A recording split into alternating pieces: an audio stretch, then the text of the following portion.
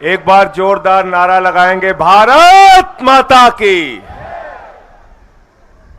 यार उपवास पे बैठे हो, ऐसे आवाज लगाओगे तो भाजपाई देख रहे होंगे, कह रहे हैं थोड़ा कमजोरी आ गई क्या।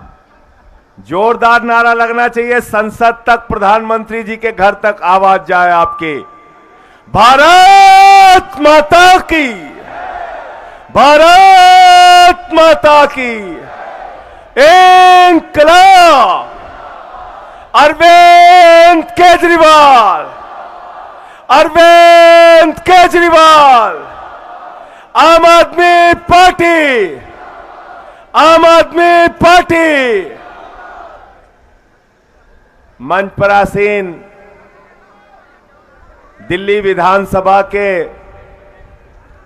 माननीय अध्यक्ष आदरणीय रामनिवास जी, पार्टी के प्रदेश के अध्यक्ष, दिल्ली सरकार के मंत्री गोपाल राय जी, पार्टी के राष्ट्रीय संगठन मंत्री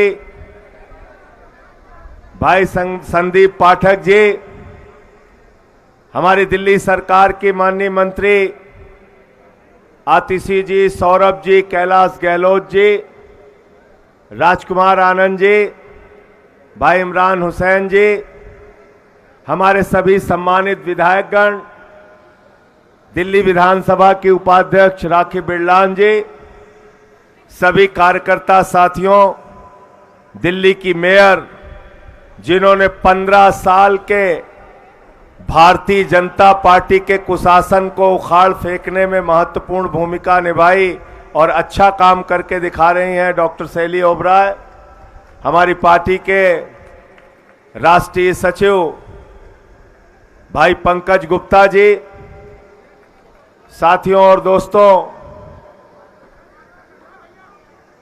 जब मैं जेल से बाहर आया तो पहले दिन तो मुझे ज्यादा जानकारी नहीं थी, लेकिन दूसरे दिन जब साथियों से बात की, पूरी जानकारी मिली और पता चला कि कितनी बड़ी गहरी साजिश के तहत आपके नेता अरविंद केजरीवाल को गिरफ्तार किया गया है।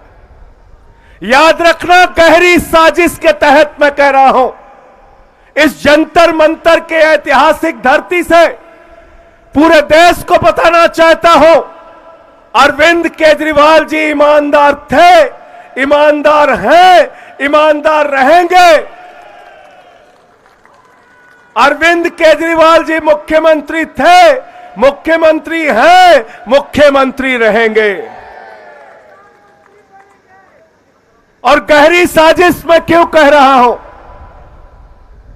गहरी साजिश इसलिए कह रहा हूं कि भारतीय जनता पार्टी ने जो मुकदमा बनाया है केजरीवाल जी के खिलाफ, 10वीं का बच्चा अगर सुनेगा, 10वीं का बच्चा, ईडी तो छोड़ दो, होमगार्ड को भी जांच करने के लिए दे दिया जाए, सिविल डिफेंस वालों को भी जांच करने के लिए दे दिया जाए, तो 3 घंटे के अंदर बता देगा कि फर्जी मुकदमा है, फर्जी मुकदमा है, फर्जी मुकदमा है।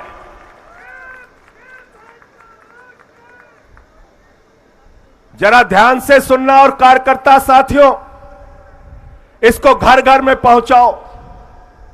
कैसे गिरफ्तार किया गया केजरीवाल को? 162 गवाह ईडी के हैं, 162 गवाह,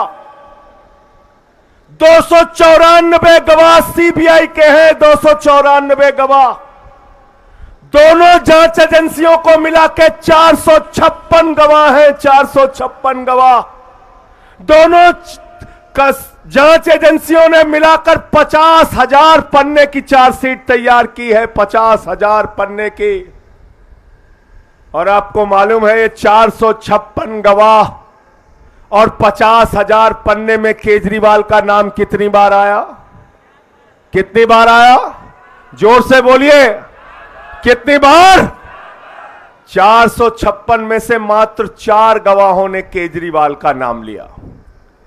उन 4 गवाहों ने किन परिस्थितियों में, किस दबाव में और कैसे अरविंद केजरीवाल का नाम लिया, ये आम आदमी पार्टी के एक एक कार्यकर्ता, दिल्ली की 2 करोड़ महान जनता और देश की जनता और विपक्षी पार्टियों को पता होना चाहिए।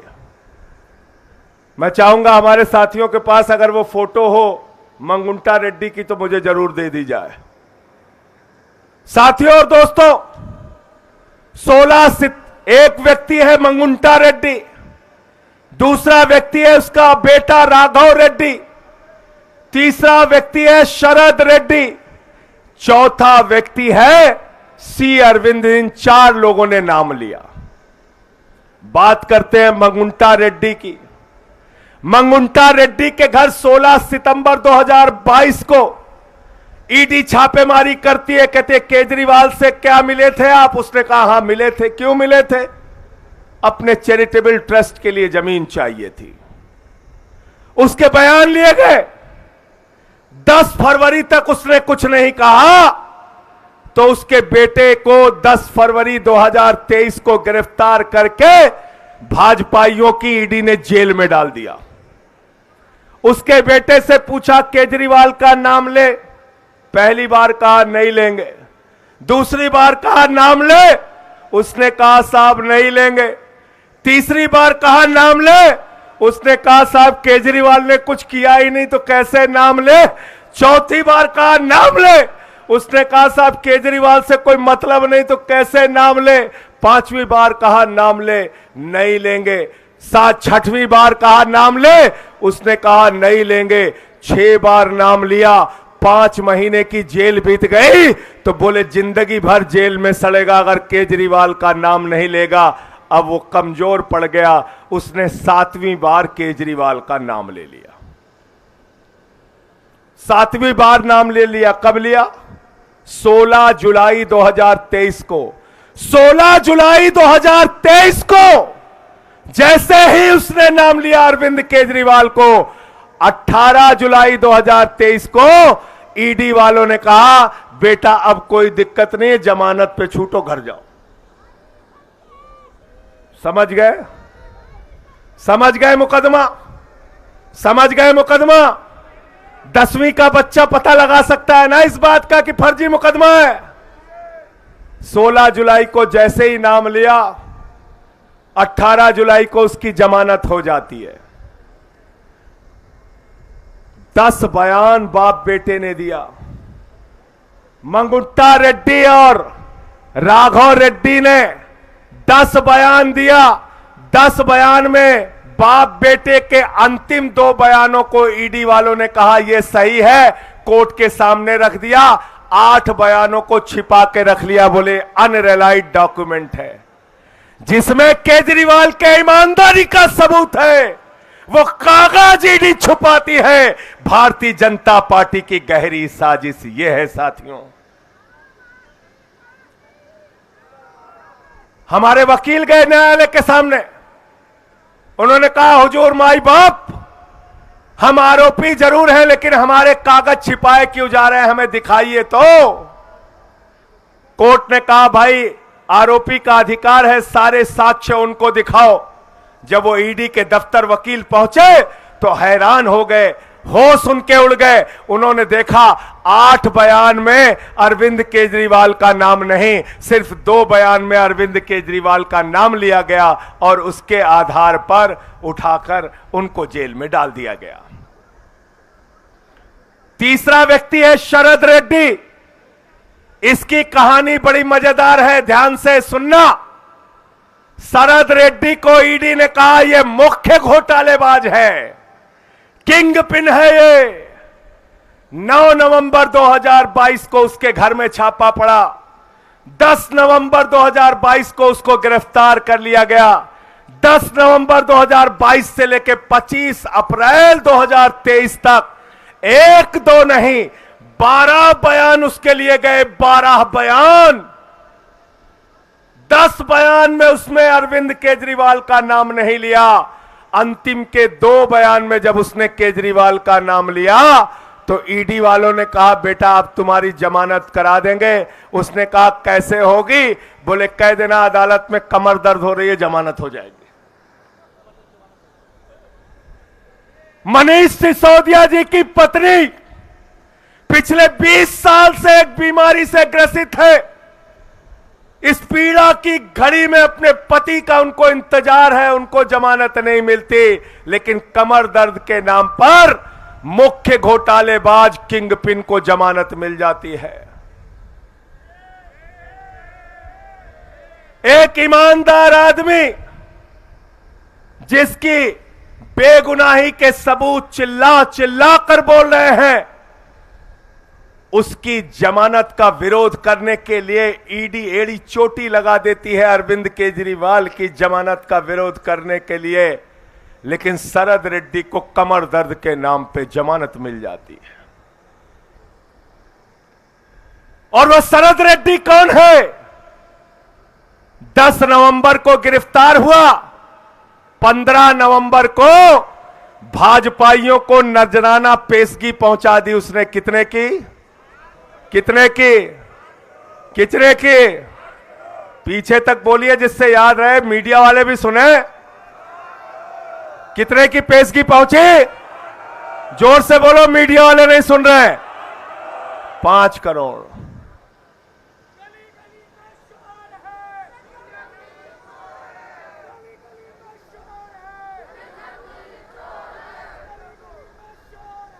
बीजेपी चोर है, बीजेपी चोर है। बैठ जाओ।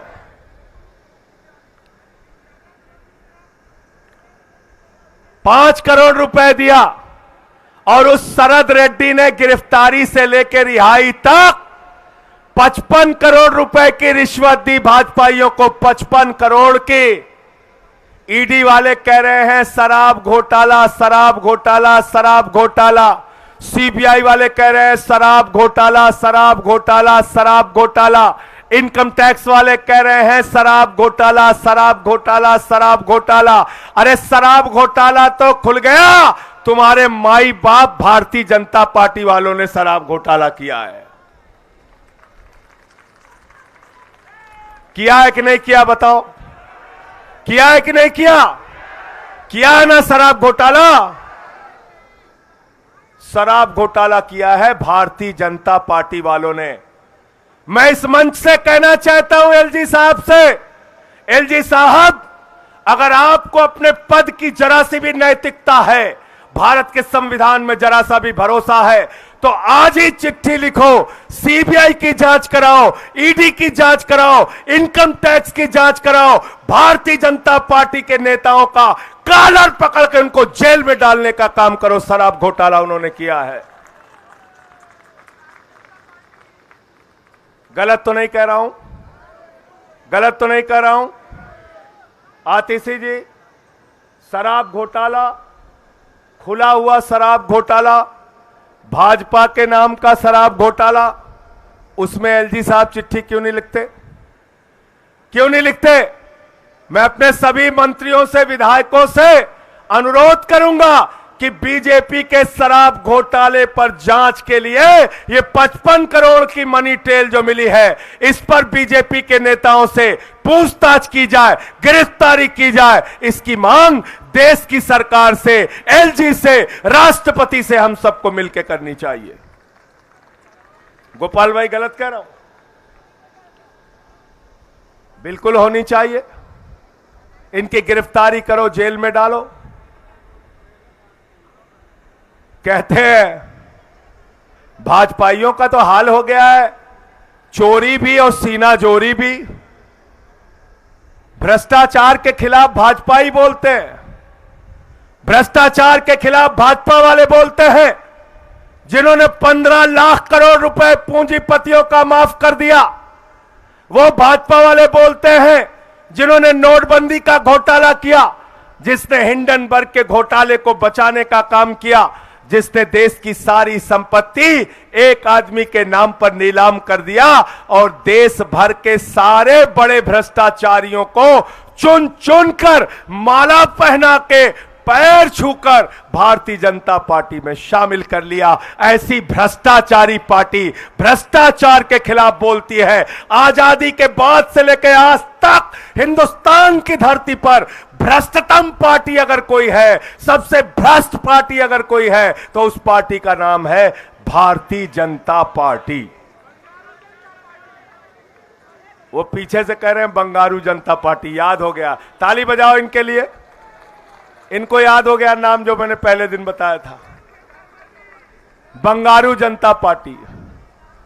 बंगारू लक्ष्मण राष्ट्रीय अध्यक्ष था बीजेपी का। रक्षा सौदे में रिश्वत लेते हुए कैमरे के सामने पकड़ा गया। 4 साल की सजा हुई थी। सजा हुई थी।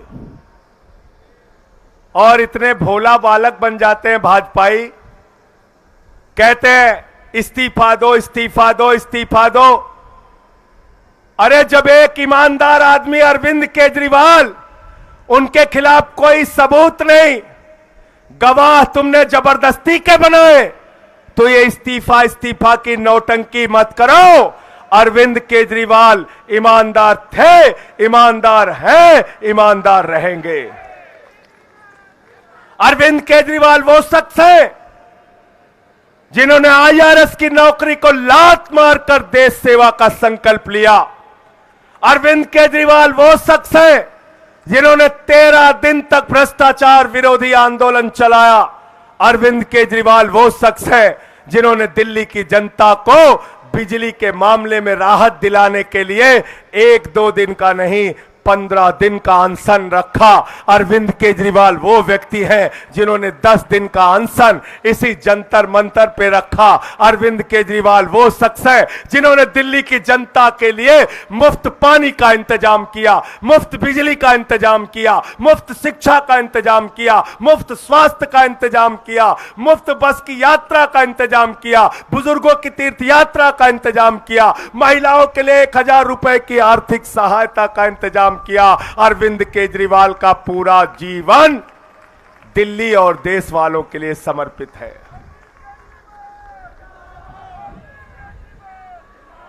और ऐसे आदमी को आप पकड़ के जेल में डाल दिए। अफसोस होता है, तकलीफ होती है, पीड़ा होती है कि आपने ऐसे शख्स को पकड़ के जेल में डाल दिया।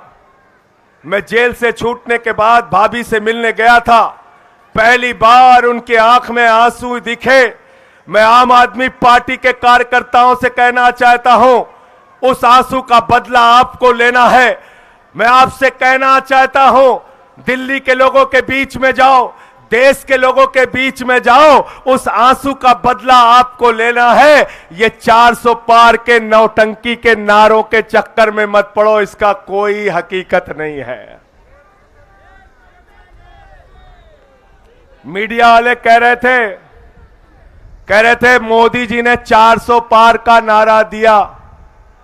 हमने कहा सिर्फ 400 पार का नारा क्यों नहीं 600 पार का नारा दिया। भाजपा वाले 600 पार का भी नारा दे सकते हैं। भाजपा वाला कह सकते हैं कुछ सीट पाकिस्तान से आएगी, कुछ बांग्लादेश से आएगी, कुछ श्रीलंका से आएगी, कुछ अफगानिस्तान से आएगी। तो 700 पार का भी नारा दे सकते हैं। क्या नारा दिया था दिल्ली में, गोपाल जी याद है आपको? 45 पार। कितना नारा दिया था बीजेपी वालों ने? कितना दिया था? आई कितनी? चलो भाई ये सब नहीं बोलूंगा। ये कह रहे हैं आई तड़ी पार। 8 सीट आई, 8 सीट, 8 सीट आई, 8 सीट। बंगाल में कितना नारा दिया था? 200 पार। कितना नारा दिया था? 200 पार। कितना नारा दिया था? आई कितनी? 1/4। 50-55 सीट आई। हरियाणा में कितना नारा दिया था? कितना नारा दिया था? 75 पार। आई कितनी? 40 सीट। मेघालय या मिजोरम कौन सा अभी मुझे चुनाव बता रहे थे, वहां नारा दिया था 21 पार, वहां आई 1 सीट। कितनी आई? 1 सीट। जब 21 पार का नारा देते हो आती है 21, 1 जब 200 पार का नारा देते हो आती है 50, जब 45 पार का नारा देते हो आता है 8, तो जब 400 पार का नारा दे रहे हो तो आएगी 4। थोड़ा कम बोल रहे हो तुम लोग, इतने 4 थोड़ा है 40। तोमर जी कह रहे हैं 40 आएगी, 40 मान लें। चलो बहुत ताकत लगाएंगे, 100 आ जाएगी। इन जुमलों में मत फंसना, इन जुमलों के चक्कर में मत फंसना, मैं आपसे कहना चाहता हूं। बैठ जाओ बैठ जाओ। और एक चीज बताओ, इतने दिन से मीडिया वाले पत्रकारिता का कवरेज कर रहे हैं, बहुत सारे नेताओं को इन्होंने देखा है। रामनिवास गोयल जी हमारे बड़े वरिष्ठ नेता है, इन्होंने भी बहुत सारे नेताओं को देखा है। रामनिवास जी जरा मुझे बताइए, हिंदुस्तान का कोई नेता अगर 400 पार सीट का नारा देकर उसके मन में विश्वास है कि 400 सीट आएगी, तो कभी वो मुख्यमंत्री को गिरफ्तार करेगा क्या? करेगा क्या? करेगा क्या? कभी वो कांग्रेस पार्टी का खाता सीज करेगा क्या? कभी वो झारखंड के मुख्यमंत्री को गिरफ्तार करेगा क्या? भैया 400 पार का जिसका नारा होता है और उसको यकीन होता है कि हमारी सरकार बन रही है, वो ऐसे हथकंडे नहीं अपनाता। इसलिए मोदी जी हार रहे हैं और 2024 में वापस जा रहे हैं।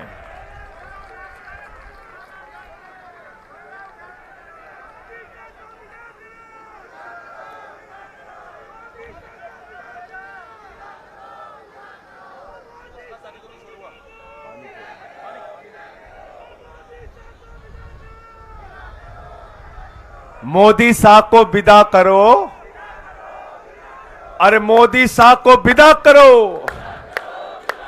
अरे मोदी शाह को विदा करो, अरे महंगाई को विदा करो, अरे बेरोजगारी को विदा करो, अरे भ्रष्टाचार को विदा करो, अरे तानाशाही को विदा करो, अरे अत्याचार को विदा करो, अरे लूटखोरी को विदा करो, तानाशाही को विदा करो, हिटलर शाही को विदा करो। विदा करना है इनको।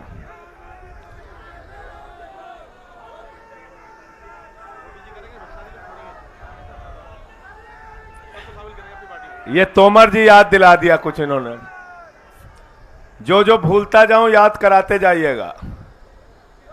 भाजपा ये कह रहे हैं हम भ्रष्टाचार के खिलाफ लड़ाई लड़ रहे हैं। मोदी जी ने कहा है हमारी गारंटी है, ये मोदी की गारंटी है, एक भी भ्रष्टाचारी को नहीं छोड़ूंगा, इसकी गारंटी है। पूरब से लेके पश्चिम तक, उत्तर से लेके दक्षिण तक, एक एक भ्रष्टाचारी को बीजेपी में शामिल करूंगा, ये मोदी की गारंटी है।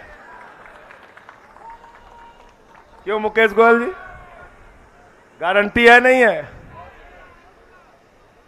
अजीत पवार को 70,000 करोड़ रुपए का घोटाला करने के बाद बीजेपी में शामिल करूंगा, मोदी जी की गारंटी। जोर से बोलो यार, खा के नहीं आए हो क्या?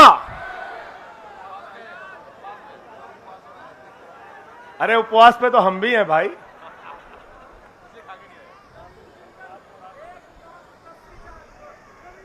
ये 11 बजे से उपवास पे है ना, सवेरे तो नाश्ता किए होंगे, नहीं किए? पूरा उपवास है ना?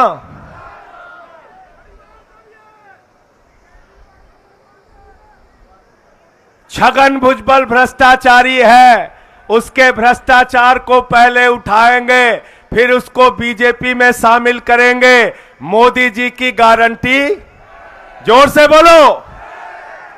प्रफुल्ल पटेल के भ्रष्टाचार को उठाएंगे, फिर उसको भाजपा में शामिल करेंगे, मोदी जी की गारंटी।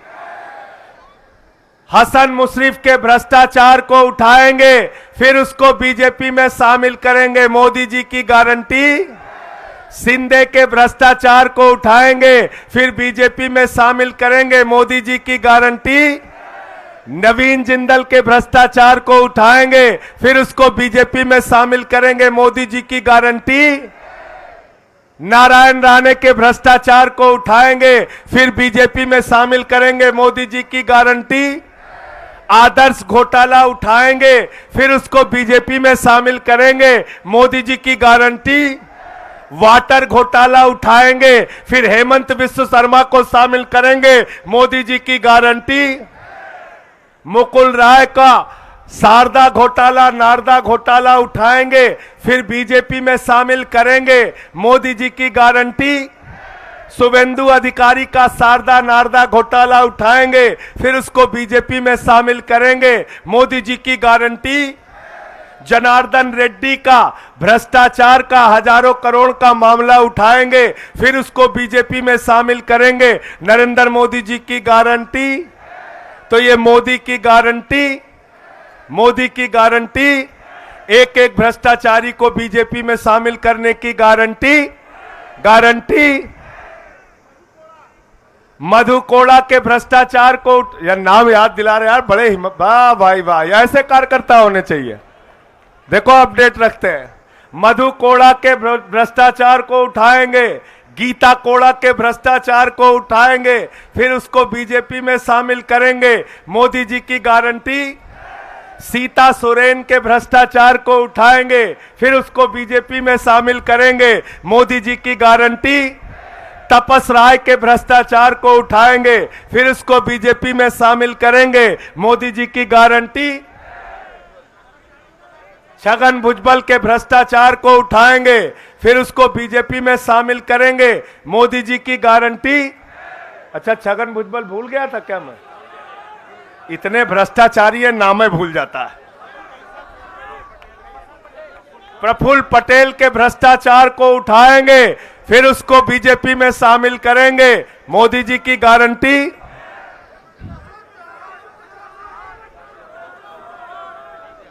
अशोक चौहान बोल दिया, आदर्श घोटाला बोल दिया। आदर्श घोटाले से अशोक चौहान सब समझते हैं।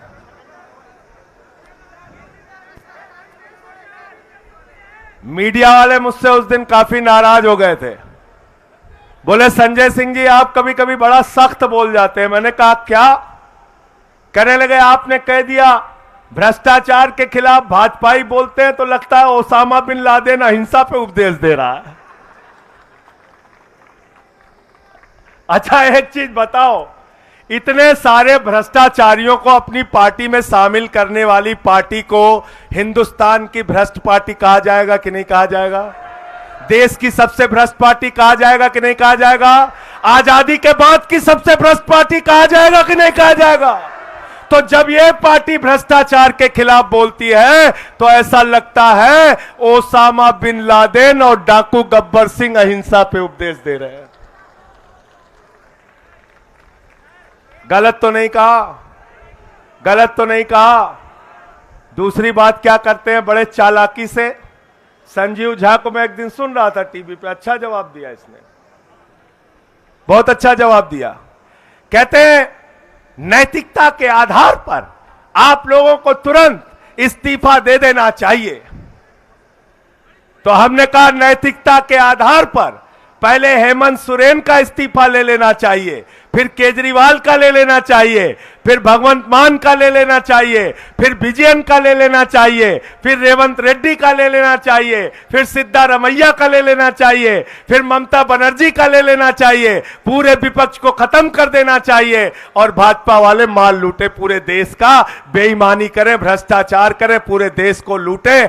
हम तुमको दिल्ली को लूटने नहीं देंगे। 15 साल लूटा ना तुमने एमसीडी को। यहां बैठी है शैली ओबराय, 15 साल एमसीडी को लूटा, वहां से कॉलर पकड़ के तुमको खींच के जनता ने कूड़ेदान में पहुंचा दिया। झाड़ू है हमारे पास? झाड़ू है? तो तुम चाहते हो ममता बनर्जी हट जाए, तुम बंगाल लूटो, भगवंत मान हट जाए, पंजाब लूटो, केरल में विजयन हट जाए, तुम केरला लूटो। इन लूटखोरों को, इन भ्रष्टाचारियों को हिंदुस्तान की राजनीति से खत्म करके कूड़ेदान में डालने का काम करना है। इनको लूटने की छूट नहीं देना है। दिल्ली के 2 करोड़ लोगों ने कह दिया अरविंद केजरीवाल हमारे मुख्यमंत्री रहेंगे। दिल्ली की विधानसभा में बहुमत पास करके कह दिया अरविंद केजरीवाल हमारे मुख्यमंत्री रहेंगे। देश के लोगों ने कह दिया अरविंद केजरीवाल को ही मुख्यमंत्री रहना चाहिए। तो अरविंद केजरीवाल मुख्यमंत्री थे, हैं और रहेंगे। और हमसे मीडिया वाले कह रहे थे विनय सक्सेना जी ने कहा है, एलजी साहब ने कहा है हम जेल से सरकार नहीं चलने देंगे। तो मैंने कहा हिंदुस्तान का संविधान बाबा साहब डॉक्टर भीमराव अंबेडकर ने लिखा है, किसी नरेंद्र मोदी और विनय सक्सेना ने नहीं लिखा, याद रखना।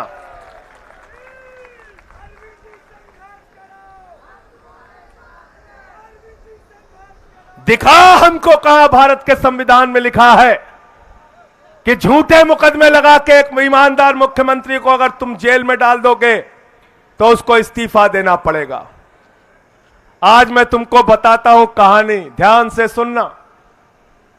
क्या कहते हैं, आपके नेता 1 साल से जेल में है, उनको जमानत नहीं मिल रही। आपके नेता इतने महीने से जेल में है, उनको जमानत नहीं मिल रही।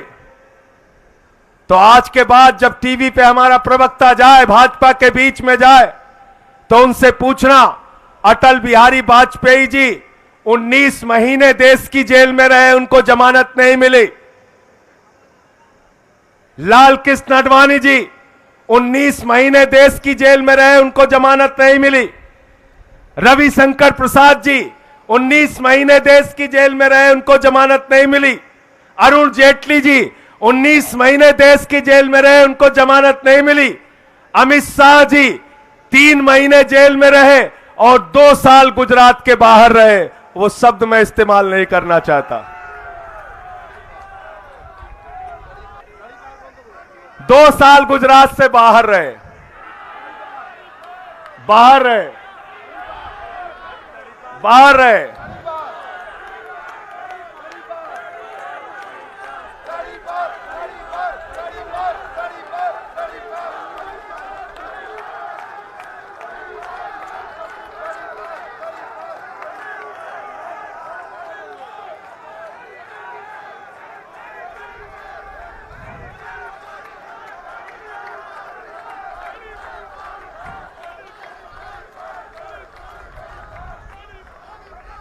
रहे कि नहीं रहे? न्याय कितने साल में मिला उनको? 5 साल के बाद 2015 में जब उनकी सरकार हो गई तब वो बरी हुए। 5 साल तक मुकदमा चला, 2010 से लेकर 2015 तक। अटल बिहारी वाजपेयी जिनका हम सब सम्मान करते हैं, वो 19 महीने जेल में रहे, देश के प्रधानमंत्री बने। अरुण जेटली जी 19 महीने जेल में रहे, देश के कानून मंत्री और वित्त मंत्री बने। रविशंकर प्रसाद जी 19 महीने जेल में रहे, देश के कानून मंत्री, आईटी मंत्री और बड़े बड़े मंत्री पदों पर रहे। आडवाणी जी देश के जेल में 19 महीने रहे और देश के उप प्रधानमंत्री बने, गृह मंत्री बने। भारत रत्न से उनको नवाजा गया। इसलिए याद रखना, दुनिया के इतिहास में अगर किसी भी विपक्षी पार्टी ने किसी नेता को जेल में डाला है तो उसका राजनीतिक कद आसमान पे पहुंचा है, कभी वो नीचे नहीं आया है, याद रखना। मुकदमा चल रहा है, कानून की जटिलताएं हैं, पीएमएलए के कानून में ऐसी जटिलताएं हैं जिसकी वजह से जमानत मिलने में लेट होते हैं साथियों। लेकिन इसका मतलब यह नहीं कि भ्रष्टाचार साबित हो गया, इसका मतलब यह नहीं कि आरोप सिद्ध हो गया। और मैंने तो उस दिन भी कहा था, आज भी कह रहा हूं, कानून की निगाह में राष्ट्रपति और राज्यपाल को छोड़कर देश के प्रधानमंत्री को भी छूट नहीं है भैया। अगर केरल में मुकदमा हो गया, तमिलनाडु में हो गया, बंगाल में हो गया, अगर पंजाब में मोहाली और रोपड़ में हो गया तो प्रधानमंत्री जी को दरोगा बुलाएगा और थाने थाने घूमना पड़ेगा। गलत तो नहीं कह रहा हूं? गलत तो नहीं कह रहा हूं? समय बता दीजिएगा भाई अगर ज्यादा हो रहा हो तो। ठीक है, ठीक है। साथियों और दोस्तों, मैं आप सबसे यही कहना चाहता हूं, ये बड़ी लड़ाई है और इस बड़ी लड़ाई के अंदर एक महाभ्रष्ट पार्टी भारतीय जनता पार्टी आपके सामने है। उस भारतीय जनता पार्टी का शराब घोटाला पूरे देश के सामने उजागर हो चुका है। 55 करोड़ रुपए की रिश्वत, उसका मनी ट्रेल, 5 करोड़ का पहले मिला ले तो 60 करोड़ रुपए का साफ साफ भ्रष्टाचार, भारतीय जनता पार्टी का भ्रष्टाचार पूरे देश के सामने आ चुका है। भ्रष्टाचारियों को चुन चुनकर अपने पार्टी में शामिल करने का मामला पूरे देश के सामने आ चुका है। अग्निवीर जैसी योजना हो, महंगाई हो, पूंजीपतियों का 15 लाख करोड़ रुपए माफ करना हो, या 750 किसानों की शहादत हो, या हिंदुस्तान के लोकप्रिय मुख्यमंत्री अरविंद केजरीवाल की गिरफ्तारी का मामला हो, एक एक चीज का बदला इनसे लेना है, एक एक चीज का हिसाब इनसे लेना है। और अगर हिसाब लेना चाहते हो तो 4 गुना ताकत से काम करना, लोगों के बीच में जाना और सच्चाई बताना, लोगों के बीच में जाकर 2024 में इस सरकार को उखाड़ कर फेंकना है, इस संकल्प को मजबूत करना, जाना और बताना किस तरह से आपके नेता अरविंद केजरीवाल को फंसाया गया है, कैसे उनके ऊपर झूठे मुकदमे लगाए गए हैं। 20,000 पन्ने तो छिपा के रखे हैं ईडी ने, 20,000 पन्ने। उस 20,000 पन्ने की सच्चाई क्या है वो आने वाले दिनों में कोर्ट के सामने आएगी और दूध का दूध, पानी का पानी हो जाएगा। अरविंद केजरीवाल, मनीष सिसोदिया, सत्येंद्र जैन छूटेंगे, जेल के ताले, जेल के ताले टूटेंगे, जेल के ताले टूटेंगे, जेल के ताले टूटेंगे, अरे जेल के ताले टूटेंगे, अरे जेल के ताले टूटेंगे, अरे जेल के ताले टूटेंगे। अरे हिटलर शाही मुर्दाबाद, अरे मोदी शाही मुर्दाबाद, अरे तानाशाही मुर्दाबाद।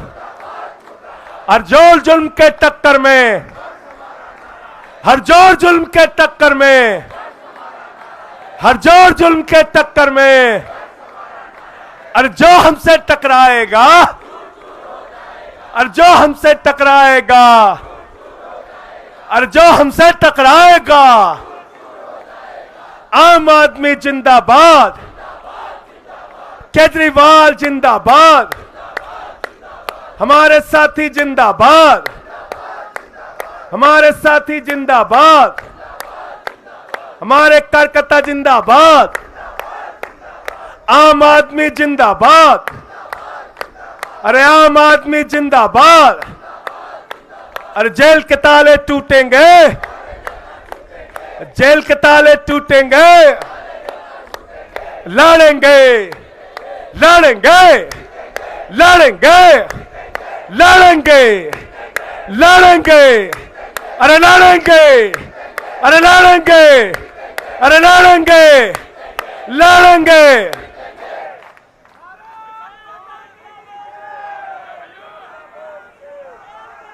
लड़ना है कि नहीं लड़ना है बताओ? लड़ना है ना? लड़ना है ना? भाजपा ये कल से फैला रहे संजय सिंह जेल में रहे, उनका वजन बढ़ गया। हमने कहा हमारी तारीफ कर रहे हो कि बुराई कर रहे हो तुम लोग?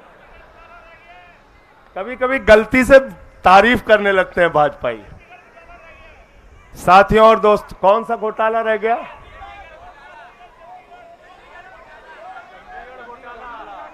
चंडीगढ़ घोटाला रह गया। जर्नैल देख लो, तुम्हारी गलती है ये, तुम्हारी गलती है। तुम चंडीगढ़ का काम देख रहे थे, तुम्हारा और बोले नहीं। तुम वो देखो वहां से कार्यकर्ता बोल रहा है, उसके लिए आप ताली बजाइए, आप ताली बजाइए।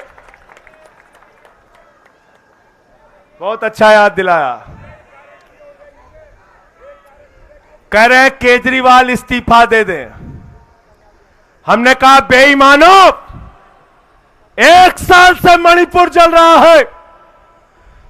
कारगिल के योद्धा, भारत माता के लिए लड़ने वाले जवान की पत्नी को निवस्त करके मणिपुर में घुमाया गया। उस कारगिल के योद्धा ने कहा, मैंने भारत माता की तो रक्षा की, अपनी पत्नी की रक्षा नहीं कर पाया। महिलाओं को निवस्त करके घुमाया गया मणिपुर में। दंगे हुए, फसाद हुए, हजारों लोगों की जान गई। मणिपुर को जलाने वाले मुख्यमंत्री को भाजपा के लोग अपने कंधे पर बिठा के माला पहना के घुमाते हैं। केजरीवाल जैसे ईमानदार मुख्यमंत्री से इस्तीफा मांगते हैं। शर्म आनी चाहिए इन बेईमानों को। अजय मिश्रा टेनी, जिसका बेटा 4 किसानों को जीप से कुचल के मार देता है, वो देश का गृह राज्य मंत्री है। वो देश का गृह राज्य मंत्री बना रहता है और केजरीवाल से इस्तीफा मांगते हो। इसी जंतर मंतर पे हमारी पहलवान बेटियों को घसीट घसीट के मारा गया। उनको न्याय नहीं मिलता। उनके लिए प्रधानमंत्री एक शब्द नहीं बोलते, हमसे इस्तीफा मांगते हो। अरे हमने इस देश के लिए अपना खून और पसीना बहाया है। अरविंद केजरीवाल ने अपना खून और पसीना बहाया है। हम इस्तीफा नहीं देंगे, तुमसे लड़ाई लड़ने का काम करेंगे, लड़ाई लड़ने का। तुम ऐसे ही अगर सरकारों को गिराते रहे। धन्यवाद देना चाहूंगा देश के मुख्य न्यायाधीश को। चंडीगढ़ में हम जीत रहे थे, हमें हरा दिया, कैमरे ने पकड़ लिया, चीफ जस्टिस ने अदालत में पकड़ लिया। वोट जो हमारे पक्ष में पड़ा, उसको भाजपा वाला पेन से मिटा रहा था। जब 36 वोट में 25% की बेईमानी कर सकते हो, तो चाहे चुनाव हो, चाहे राजनीति हो, हर मामले में सबसे भ्रष्ट पार्टी का नाम क्या है? यही तुम लोग कमी कर रहे थे। मैं जेल से जब देख रहा था ना, तो यही बताने में थोड़ा थोड़ा कमी रह गई। अब कमी मत करना। अब कमी तो नहीं करोगे? अब सब कुछ बता दिया मैंने, सबको बताना। सबसे भ्रष्ट पार्टी का नाम क्या है? बंगारू जनता पार्टी। बंगारू जनता पार्टी। अब चंडीगढ़ याद दिला दिया तो और याद दिला देता हूं। अरुणाचल की सरकार किसने गिराई? भारतीय जनता पार्टी। वो कह रहे बंगारू जनता पार्टी। उत्तराखंड की सरकार किसने गिराई? कर्नाटक की सरकार किसने गिराई? गोवा में जोड़ तोड़ के करे सरकार किसने बनाई? महाराष्ट्र में सरकार किसने गिराई? मध्य प्रदेश में सरकार किसने गिराई?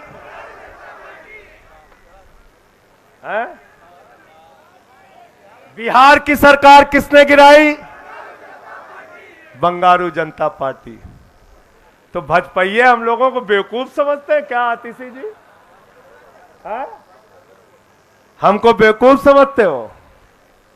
नैतिकता, नैतिकता, तुम्हारी नैतिकता यह है कि तुम गुंडों और अपराधियों की तरह एक के बाद दूसरी, दूसरे के बाद तीसरी सरकारों को गिराने का काम करते हो। दिल्ली में तुम्हारी ये चालबाजी हम चलने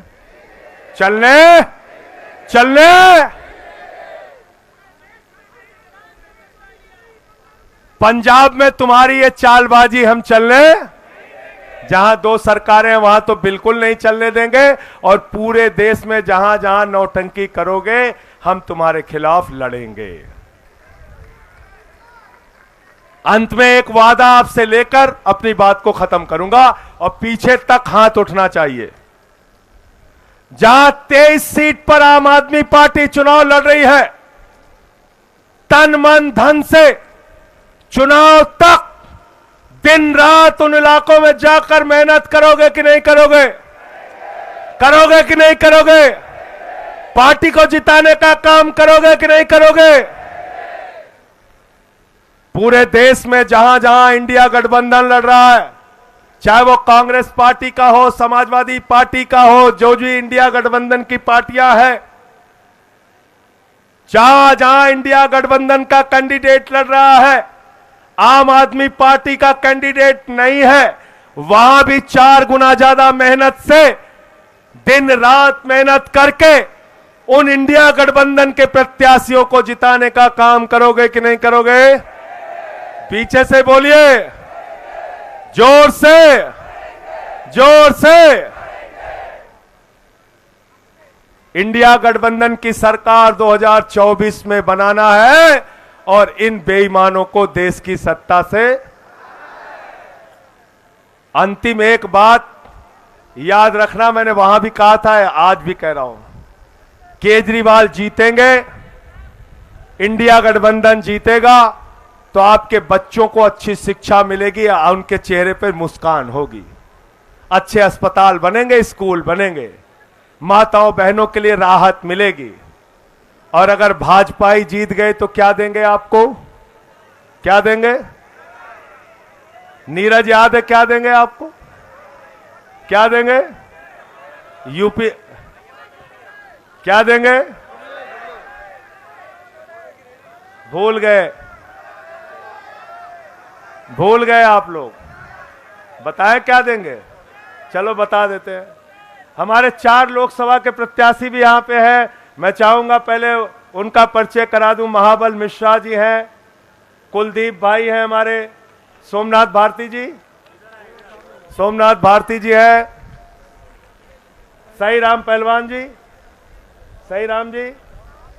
इन सारे साथियों के लिए ताली बजाइए और इनको जिताने के लिए जुट जाइएगा आज ही से। अगर केजरीवाल जी के सच्चे सिपाही हो तो ये 4 की 4 ये सीट और 3 जो कांग्रेस के खाते में गई है वो 7 की 7 सीटें आम आदमी पार्टी को जीतना है, कांग्रेस को जीतना है, इंडिया गठबंधन को जीतना है दिल्ली में, और जैसा मैंने बताया देश में वैसे ही काम करना है।